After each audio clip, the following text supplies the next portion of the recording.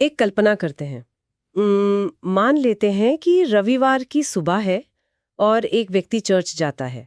वहां वो प्रार्थना करता है या शायद शायद उस प्रार्थना को लीड भी कर रहा है। सब कुछ बहुत ही शांत और सामान्य है। बिल्कुल। लेकिन फिर कुछ ऐसा होता है कि उस व्यक्ति को पुलिस की या यूं कहें कि कानूनी सुरक्षा की जरूरत पड़ जाती है। वो थाने पहुंचता है ये सोचकर कि भाई देश का संविधान है, उसके सख्त कानून है जो उसकी ढाल बनेंगे। जो कि हर नागरिक सोचता ही है ना? हाँ, लेकिन वहां उसे बताया जाता है कि रविवार सुबह की उस प्रार्थना की वजह से उसके कुछ सबसे अहम संवैधानिक अधिकार और कानूनी सुरक्षा बस हवा में गायब हो चुके हैं। कोई नोटिस नहीं, कोई फॉर्मेलिटी नहीं। एक झटके में सब खत्म। बिल्कुल, बस एक कदम और एक पूरी कानूनी पहचान खत्म। मतलब सुनने में ये किसी फिल्म की कहानी ही जैसा लगता है ना? लेकिन आज के इस डीप डाइव में हम यही समझेंगे कि भारत के कानूनी ढांचे में कुछ मामलों में ये एकदम जमीनी हकीकत है। जी, और ये बहुत ही जटिल हकीकत है। हाँ, तो आज हम इसी उलझे हुए धागे को सुलझाने वाले हैं कि कैसे सिर्फ अपना धर्म बदलने से किसी व्यक्ति के कानूनी अधिकार और खासकर जो अनुसूचित जाति यानी शेड्यूल कास्ट वाली पहचान होती है वो रातों रात कैसे शून्य हो सकती है। हमारे पास आज कुछ बहुत ही दिलचस्प कानूनी दस्तावेज हैं, अदालती बहसों के सारांश हैं और सबसे जरूरी, हाल ही में सुप्रीम कोर्ट का एक ऐसा फैसला आया है जिसने इस पूरी बहस को एक नया ही मोड़ दे दिया है। तो चलिए इसे विस्तार से समझते हैं। और इस चर्चा में आगे बढ़ने से पहले मैं एक बात बिल्कुल साफ कर देना चाहती हूँ। आज हम यहाँ जो भी बात करेंगे वो पूरी तरह से कानूनी तथ्यों, अदालतों की व्याख्याओं और संवैधानिक आदेशों पर ही आधारित होगी। बिल्कुल, ये स्पष्ट करना बहुत जरूरी है। जी, हम यहाँ किसी धर्म, आस्था या किसी राजनीतिक विचारधारा का समर्थन नहीं कर रहे हैं, ना ही उस पर कोई अपनी निजी राय दे रहे हैं। हमारा फोकस सिर्फ इस बात पर है कि देश का कानून क्या कहता है और सुप्रीम कोर्ट उन कानूनों को असल मामलों में लागू कैसे करता है। क्योंकि ये एक बहुत ही संवेदनशील मुद्दा है। एकदम सही। इसलिए हमारा काम सिर्फ इस जटिल कानूनी मशीनरी के पुर्जों को खोलकर देखना है। सही कहा। और इस मशीनरी का जो सबसे अहम पुर्जा है, जहां से ये पूरी कहानी शुरू होती है, वो है 1950 का एक आदेश। हमारे जो सोर्सेज हैं उनमें बार बार संविधान अनुसूचित जाति आदेश 1950 का जिक्र आ रहा है। हाँ, क्लॉज 3। जी, तो अगर मैं सही समझ रही हूँ तो ये वो बुनियादी नियम है जिस पर आज का हमारा पूरा डिस्कशन टिका हुआ है। तो सबसे पहले इसी को डिकोड करते हैं। ये 1950 का आदेश आखिर कहता क्या है? देखिए, इस पूरी कानूनी पहेली को समझने के लिए आपको इस 1950 आदेश के क्लॉज 3 को समझना होगा। ये क्लॉज बहुत ही सीधे और सख्त शब्दों में ये तय करता है कि भारत में अनुसूचित जाति यानी एससी का दर्जा किसे मिलेगा और किसे नहीं। अच्छा, तो इसमें नियम क्या है? कानून स्पष्ट रूप से कहता है कि यह दर्जा केवल और केवल उन व्यक्तियों तक सीमित है जो हिंदू धर्म, सिख धर्म या बौद्ध धर्म को मानते हैं। बस, अच्छा, सिर्फ ये 3 धर्म? हाँ, इन 3 धर्मों के बाहर इस आदेश के तहत अनुसूचित जाति की कोई अवधारणा कानूनी रूप से मौजूद ही नहीं है।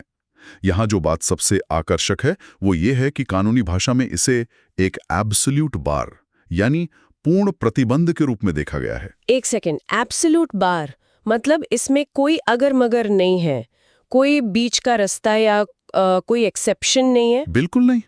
एब्सोल्यूट का मतलब ही है कि ये पत्थर की लकीर है। कानून ये मानकर चलता है कि आप एक ही समय में 2 नावों की सवारी नहीं कर सकते। समझ रही हूँ। आप ये नहीं कह सकते कि मैं इस्लाम या ईसाई धर्म का पालन करूंगा जो इस 1950 की लिस्ट में नहीं है, और साथ ही मैं अनुसूचित जाति के सदस्य के रूप में मिलने वाले संवैधानिक लाभों का भी फायदा उठाऊंगा।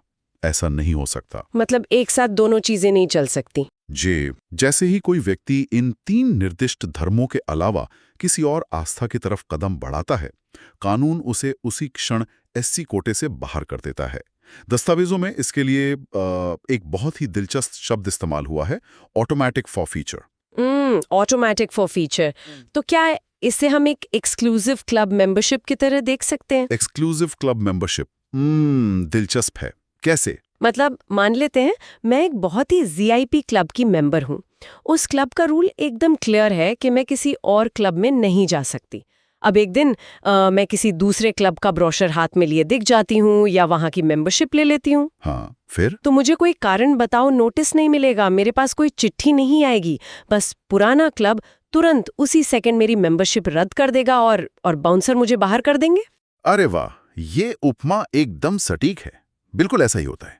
जब आप उस पहले क्लब से बाहर निकलते हैं तो उस क्लब के नियम, उसके फायदे और सबसे अहम बात, उसकी सुरक्षा आप पर लागू नहीं होती। आपकी मेंबरशिप सिर्फ सस्पेंड नहीं होती, वो उसी वक्त खत्म हो जाती है। और ये सब पूरी तरह से ऑटोमेटिक है। इसके लिए किसी सरकारी दफ्तर से किसी सर्टिफिकेट के कैंसिल होने का इंतजार नहीं करना पड़ता। तो मतलब आपका एक्शन ही आपका कैंसिलेशन है। एकदम सही, आपका एक्ट ही कैंसिलेशन है। लेकिन रुकिए, ये जो क्लब वाली उपमा है ना, ये कागजों पर तो बहुत साफ सुथरी लगती है, लेकिन असल जिंदगी इतनी ब्लैक एंड व्हाइट तो नहीं होती है ना? जी बिल्कुल। यहाँ एक बहुत ही बड़ा सवाल दिमाग में आता है, और जो लोग भी इस मुद्दे को गहराई से समझते हैं वो भी शायद यही सोचते होंगे, आखिर कानून ऐसा मानता क्यों है? मतलब अगर कोई व्यक्ति ऐतिहासिक रूप से एक वंचित समुदाय में पैदा हुआ है और वो अपनी मर्जी से ईसाई या इस्लाम धर्म अपना लेता है, तो उसे मिलने वाला संरक्षण अचानक से क्यों छिन जाना चाहिए? क्या धर्म बदलते ही समाज का नजरिया रातों रात बदल जाता है? यही वो जगह है जहां कानून की थ्योरी और समाज शास्त्र यानी सोशियोलॉजी आपस में टकराते हैं। और इसे समझने के लिए हमें उस तर्क में जाना होगा जो अदालतों ने बार बार दिया है। अच्छा, वो तर्क क्या है? हमारे पास जो कानूनी सोर्सेज हैं उनमें एक बहुत ही भारी भरकम कॉन्सेप्ट का जिक्र है, लीगल इनकम्पैटिबिलिटी, या कहें तो कानूनी असंगति। और इसके साथ ही एक और शब्द आता है, एलियन कॉन्सेप्ट। एलियन कॉन्सेप्ट मतलब वो दूसरे ग्रह वाला एलियन नहीं, बल्कि कुछ ऐसा जो बिल्कुल ही अनजान या अपरिचित हो। हाँ, बिल्कुल वही। अदालतों का तर्क ये है कि जाति व्यवस्था और उससे जुड़ी छुआछूत जैसी सदियों पुरानी कुप्रथाएं ऐतिहासिक रूप से हिंदू धर्म और उससे जुड़े सामाजिक ढांचे का हिस्सा रही हैं। वो एक ऐतिहासिक सच्चाई है। जी। अब जब अदालतें ईसाई धर्म या इस्लाम जैसे धर्मों को देखती हैं तो वे उनकी मूल धार्मिक किताबों और उनके थियोलॉजिकल ढांचे को देखती हैं। उन धर्मों के मूल सिद्धांतों में जाति व्यवस्था की कोई जगह नहीं है। उनके लिए जाति एक विदेशी या एलियन अवधारणा है। अच्छा, तो मतलब कानून ये कह रहा है कि क्योंकि इन नए धर्मों की किताबों में या उनके मूल सिद्धांतों में जाति पाति नहीं है, इसलिए हम ये मान लेंगे कि वहां जातिगत भेदभाव होता ही नहीं है। तकनीकी रूप से हाँ, ये जो लीगल इनकम्पैटिबिलिटी का सिद्धांत है वो यही कहता है। क्योंकि आपके नए धर्म के ढांचे में जाति व्यवस्था की मान्यता ही नहीं है, इसलिए कानून ये मान लेता है कि उस नए धर्म के अंदर आपके साथ जाति के आधार पर भेदभाव होने की कोई कानूनी संभावना नहीं है। अरे ये तो बहुत ही अनफेयर है। वो SC/ST अत्याचार निवारण अधिनियम के तहत सुरक्षा का दावा नहीं कर सकता, क्योंकि वो कानून खास तौर से उस विशिष्ट जाति व्यवस्था से पैदा होने वाले भेदभाव से लड़ने के लिए ही बनाया गया है। यहाँ मुझे थोड़ा डेविल्स एडवोकेट बनना पड़ेगा। हाँ बिल्कुल, पूछिए। क्योंकि अगर मैं इसे सही समझ रही हूँ तो अदालत ये कह रही है कि जैसे ही किसी ने दूसरी आस्था अपनाई, समाज ने उसे एक समान नागरिक मान लिया। हाँ, कानूनी तौर पे। मतलब कानून की नजर में एक जादू की छड़ी घुमा दी गई और सदियों पुराना भेदभाव जो जन्म से किसी के साथ जुड़ा था वो अचानक से हवा हो गया। ये जमीनी हकीकत से तो बहुत दूर लगता है।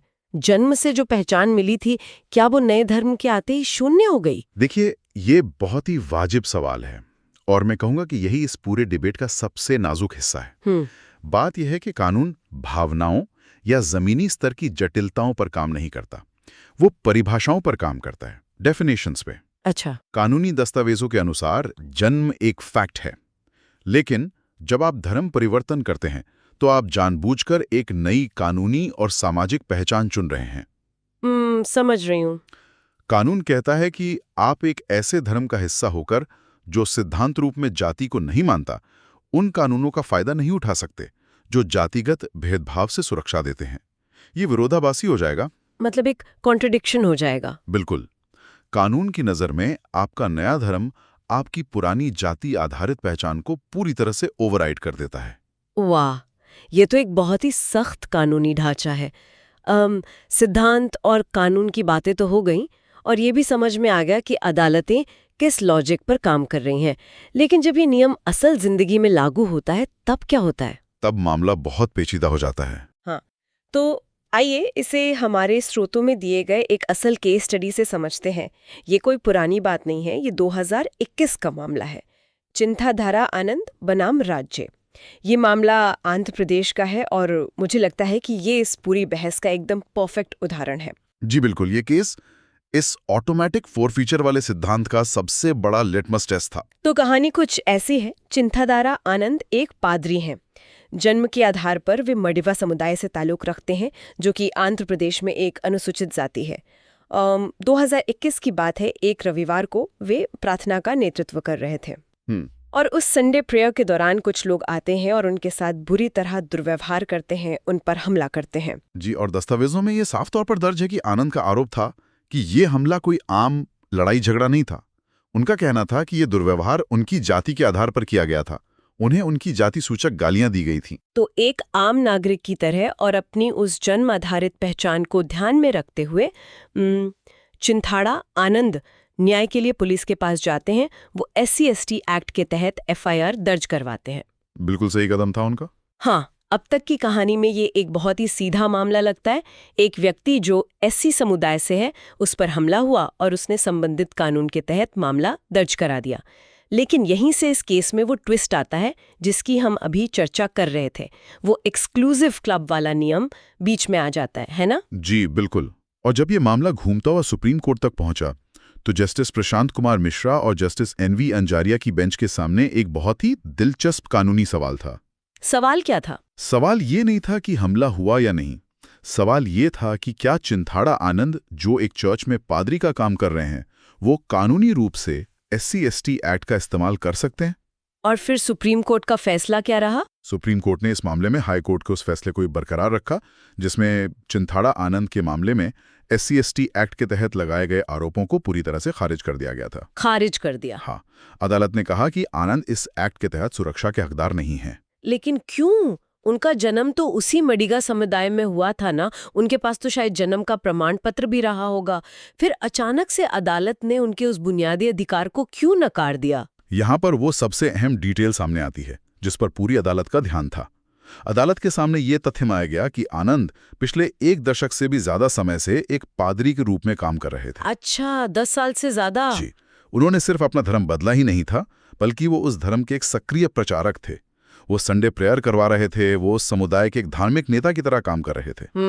तो अदालत ने माना कि 1 दशक तक पादरी के रूप में उनकी ये सक्रिय भूमिका थी, वो उनके धर्मांतरण का एक पक्का और अकाट्य सबूत है। तो यहाँ एक बहुत ही बारीक लाइन खींची गई है। यहाँ अदालत का फोकस सिर्फ उनके नाम या किसी कागज पर नहीं था, बल्कि उनकी एक्टिविटी पर था। बिल्कुल सही पकड़ा आपने।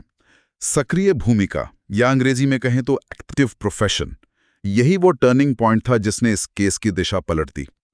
अगर कोई व्यक्ति सिर्फ अपने मन में किसी दूसरे धर्म को मानता है या उसने सिर्फ फॉर्म में कुछ भर दिया है, तो शायद बहस की गुंजाइश होती। लेकिन यहाँ एक व्यक्ति 10 साल से एक संस्थागत या इंस्टीट्यूशनल धार्मिक पद पर था। हाँ, वो तो एक बहुत बड़ा सबूत है। जी, यह इस बात का निर्विवाद प्रमाण बन गया कि उन्होंने पुरानी आस्था और उस 1950 के आदेश वाले दायरे को पूरी तरह से छोड़ दिया है। ये बहुत ही अहम बिंदु है। मतलब अगर मैं इसे थोड़ा और कुरेदूं तो क्या अदालत ये कहना चाह रही है कि एक्टिव प्रोफेशन ही जन्म के आधार को पूरी तरह से धो देता है? क्योंकि हमने कई ऐसे मामले भी सुने हैं जहां लोग कागजों पर धर्म बदल लेते हैं, लेकिन उनकी सामाजिक जिंदगी वैसी ही रहती है। इसीलिए अदालत ने इस एक्टिव शब्द पर इतना जोर दिया है। किसी भिन्न आस्था का सक्रिय रूप से पालन करना, उसका प्रचार करना, उसके अनुष्ठानों का नेतृत्व करना, ये सब साबित करता है कि आपने उस नई आस्था के सामाजिक और कानूनी ढांचे को पूरी तरह अपना लिया है। और जैसा कि हमने पहले लीगल इनकम्पैटिबिलिटी में समझा, ईसाई धर्म में जाति नहीं है। इसलिए एक पादरी होने के नाते आप ये दावा नहीं कर सकते कि आपके साथ जातिगत भेदभाव हुआ है, कम से कम कानूनी रूप से तो नहीं। हाँ, वो जो विरोधाभास की बात हमने की थी। बिल्कुल। इसलिए उनके जन्म का आधार इस सक्रिय पालन के सामने कानूनी रूप से पूरी तरह से शून्य हो गया। तो इस एक पादरी के मामले से जो ये प्रेसिडेंट या कहें कि कानूनी नज़ीर बनी है, इसका पूरे सिस्टम के लिए क्या अर्थ है? क्योंकि ये सिर्फ एक व्यक्ति एक गांव या एक राज्य की बात तो नहीं है। जी नहीं, ये पूरे देश की बात है। हाँ, ये तो एक ऐसा फैसला है जो कश्मीर से लेके कन्याकुमारी तक आगे आने वाले हर ऐसे मामले के लिए एक सॉलिड रोड मैप तय करता है। अगर हम इस केस स्टडी से थोड़ा जूम आउट करें और पूरी तस्वीर देखें तो इसके क्या मायने निकलते हैं? देखिए, यदि हम इसे व्यापक संदर्भ से जोड़कर देखें तो इसके मायने बहुत ही साफ और बहुत ही सख्त हैं। सबसे पहला और सबसे बड़ा टेकअवे ये है कि 1950 के आदेश की कोई लचीली या फ्लेक्सिबल व्याख्या नहीं हो सकती। राज्य या जो हमारा स्टेट है वो अस्पृश्यता या छुआछूत से जुड़ी सामाजिक और आर्थिक अक्षमताओं को कानूनी रूप से केवल और केवल उन्हीं 3 निर्दिष्ट धर्मों के दायरे में मान्यता देता है, हिंदू, सिख और बौद्ध। जी, आप इसके बाहर जाकर उस विशिष्ट कानूनी सुरक्षा का छाता नहीं मांग सकते। मतलब कोई ग्रे एरिया नहीं है, या तो आप इस तरफ है या उस तरफ है। एग्जैक्टली कहा। और दूसरी बात ये कि ये फैसला भारत में संवैधानिक अधिकारों और धार्मिक पहचान के बीच के उस जटिल रिश्ते को बहुत पारदर्शी बना देता है। कैसे? हम अक्सर ये सोचकर चलते हैं कि हमारे मौलिक अधिकार, हमारी नागरिकता, सब कुछ पूरी तरह से सेक्युलर या धर्मनिरपेक्ष है। लेकिन जब बात इन विशेष संरक्षण कानूनों की आती है तो आपकी आस्था क्या है? आप किस भगवान की प्रार्थना कर रहे हैं और किस तरीके से कर रहे हैं, ये सीधे तौर पर तय करेगा कि कौन सा कानून आपको बचाएगा और कौन सा नहीं। ये जानकारी किसी भी नागरिक के लिए एक आई ओपनर की तरह है, क्योंकि ये दिखाता है कि हमारी जो धार्मिक पहचान है वो सिर्फ हमारे घर के पूजा कमरे या प्रार्थना स्थल तक सीमित नहीं है, ये सीधे कोर्ट रूम तक जाती है। बिल्कुल। चिंताड़ा हवन का केस इस बात का सबूत है कि सक्रिय धर्मांतरण और अनुसूचित जाति का दर्जा, ये दोनों एक साथ नहीं चल सकते। ये एक स्पष्ट कानूनी रेखा खींचता है कि आप धर्म बदलकर अपने समुदाय की कानूनी ढाल को साथ नहीं ले जा सकते। जी, और सबसे बड़ी बात यह है कि अदालत ने इस प्रक्रिया को व्यक्तिपरक यानी सब्जेक्टिव नहीं रहने दिया है, उन्होंने इसे पूरी तरह से ऑब्जेक्टिव बना दिया है। मतलब तथ्यों पर आधारित। हाँ। क्या आप 10 साल से पादरी हैं? हाँ। क्या पादरी होना एक गैर निर्दिष्ट धर्म का सक्रिय पालन है? हाँ। तो क्या आप एससी दर्जे के हकदार हैं? नहीं, यह एक गणित के फॉर्मूले की तरह काम करता है जिसमें भावनाएं या सामाजिक धारणाएं आड़े नहीं आती। तो अगर हम आज के इस पूरी डीप डाइव को समेटें तो हमने कुछ बहुत ही अहम और भारी भरकम कानूनी सिद्धांतों को डिकोड किया है। हमने शुरुआत की 1950 के आदेश से, जो इस पूरी व्यवस्था की नींव है कि एससी का दर्जा सिर्फ हिंदू, सिख और बौद्ध धर्म तक सीमित है। हमने एब्सोल्यूट बार और ऑटोमेटिक फॉरफीचर को समझा, यानी जैसे ही आप इस दायरे से बाहर निकलते हैं आपकी वो पहचान बिना किसी नोटिस के रद्द हो जाती है। और इसके साथ ही हमने कानूनी असंगति या लीगल इनकम्पैटिबिलिटी के उस सिद्धांत को भी खंगाला जो अदालत को ये मानने का आधार देता है कि ईसाई या इस्लाम जैसे धर्मों में जाति एक एलियन कॉन्सेप्ट है। इसलिए वहां जातिगत भेदभाव का कानूनी आधार नहीं बनता। और अंत में चिंताड़ानंद आनंद का केस हमें यह दिखाता है कि कैसे एक्टिव प्रोफेशन या सक्रिय धार्मिक भूमिका इस पूरे कानूनी गणित को जमीन पर लागू करती है। बिल्कुल। और हमने ये भी देखा कि कैसे ये सब चीजें आपस में मिलकर एक बहुत ही कड़ा कानूनी फ्रेमवर्क बनाती हैं। आज के हमारे सोर्सेज से ये बात शीशे की तरह साफ हो जाती है कि कानून की नज़र में आपका धर्म बदलते ही आपकी पुरानी जातिगत अक्षमता या डिसेबिलिटी खत्म मान ली जाती है। जी, कानूनी रूप से तो यही सच है। लेकिन ये पूरी कानूनी क्लैरिटी हमें एक बहुत ही बेचैन कर देने वाले सवाल के साथ छोड़ जाती है। एक ऐसा सवाल जो कानून की किताबों से बाहर निकलकर सीधे हमारे समाज की सड़कों पर आता है। अगर कानूनी रूप से धर्म परिवर्तन के तुरंत बाद जातिगत भेदभाव का अस्तित्व मिट जाता है तो उस जमीनी हकीकत का क्या, जहां धर्म बदलने के बाद भी, नाम बदलने के बाद भी कई बार लोगों को उसी भेदभाव, उसी ताने और उसी बहिष्कार का सामना करना पड़ता है, जो कि समाज में अक्सर देखा जाता है। हाँ, कानून कहता है कि नए धर्म में जाति नहीं है, लेकिन क्या हमारा समाज इतनी जल्दी उस नई किताब को पढ़ लेता है? सोचने वाली बात यह है कि क्या भविष्य में कभी हमारा ये सख्त कानूनी ढांचा और हमारी ये जटिल सामाजिक वास्तविकता एक ही पन्ने पर आ पाएंगे, या ये दोनों हमेशा दो अलग अलग पटरियों पर ही दौड़ते रहेंगे? एक बार इस पर विचार जरूर कीजिएगा।